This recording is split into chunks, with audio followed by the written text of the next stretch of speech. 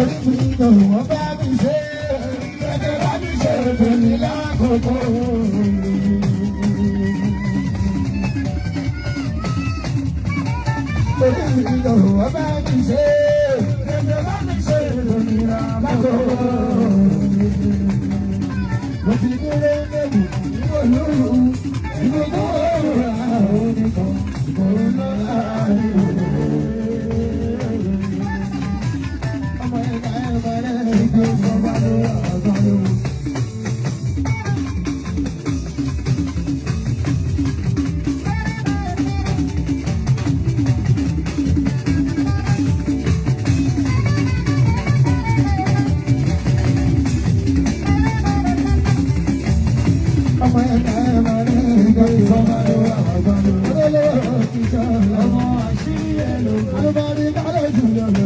Ọmọ tẹ̀lé jùlọ. Ọmọ tó bá lọ. Ọmọ bá lọ. Tó bá lọ. Ìṣe ìfọ̀dà tó yà wà gbọ́dọ̀. Ó lé mi ilé ìfọ̀dà.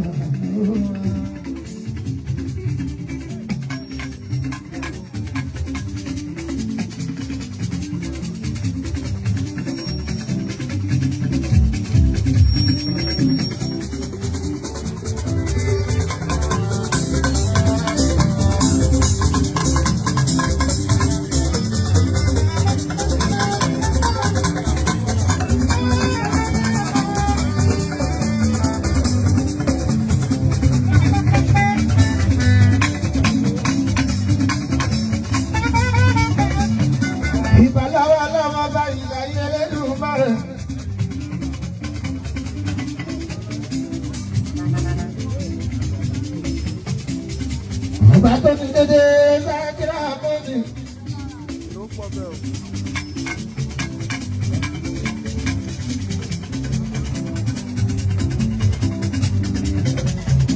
Ó ń gbogbo tọ́lá ní ìkúlé wá níbà.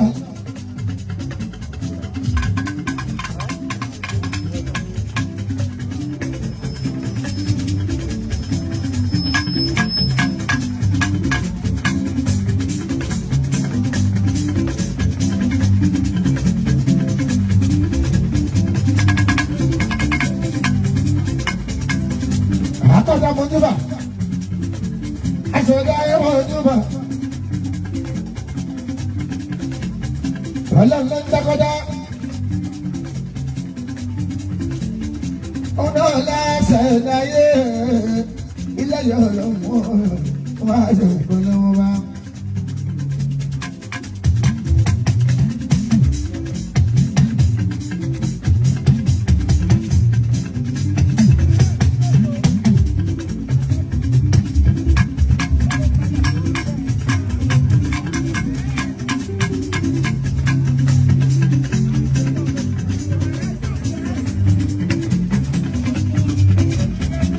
Ọlọ́run ọba tó dákọ́dá. Ọ̀nà ọ̀làṣẹ̀ láyé kúlẹ̀ máa ní máa gbé.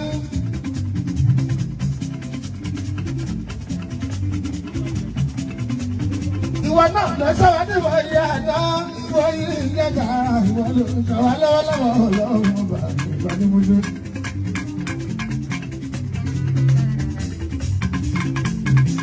Gbogbo èèyàn ní ọjọ́ pé tọ́lọ́ ń bá o, ọlọ́wọ́ Adékúnlé aláìlúwà.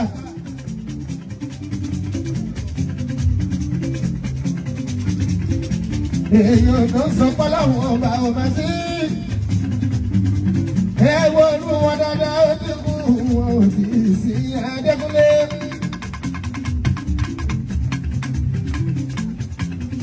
Ìwọ lápá ní ẹjí ní. Yóò bá sí kọ́lọ́mọ́ bá. A ó sún àwọn oníjì sáyé mọ́. Gbogbo ìdá tó sùn òsì òsì kí ló ṣe kọ́lọ́mọ́ bàbá níwájú. Àṣẹ̀wò máa lébi ìjọ ọlọ́wọ́ bá.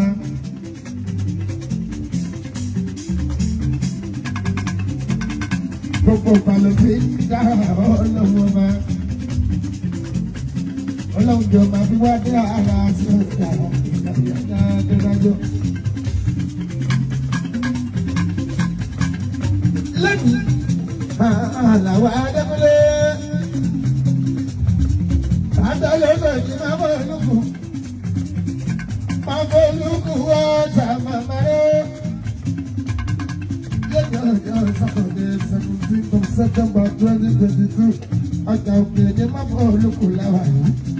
Àwọn aṣááṣe kápá òkú bàbá tó kún jọ́sí nílé aláàjọ Rashidi àkíwájú èkó ìròyìn ìgbógun létí àjà fáyámá. Ọ̀pọ̀ òṣèlè lọ́dọ̀ òkúta àwọn ẹ̀rọ òkú jọ́sí.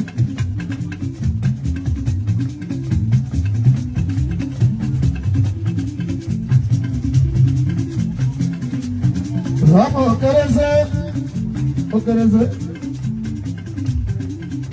Ọmọ rẹ̀ ó bàbá rẹ̀ ń bẹ̀rù kẹ́rù ẹbí lálẹ́lẹ́nu. Ọkọ̀ alájà ìdíra sí, ọkọ̀ alájà fàdílà, ọkọ̀ alájà bàbá káàlìsù.